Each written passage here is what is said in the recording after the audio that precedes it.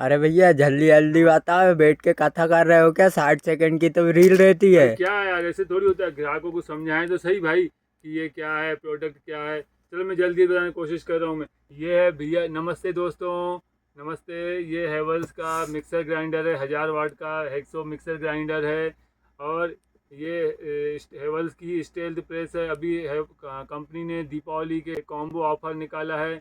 एक mix Havells hexo mixer grinder के साथ स्टेल्थ है प्रेस फ्री। बहुत ही अच्छी क्वालिटी है, हैवी ड्यूटी है, लुक वाइज स्मार्ट है। और अभी मैं आपको इसके पूरे फीचर बता दूंगा। इसको भी मैं ओपन करके आपको दिखा रहा हूँ। मैं अरे 60 सेकंड। भैया क्या है यार, 60 सेकंड की वीडियो अरे है। बताने तो दो। भैया मैं काट रहा हूँ। अरे यार।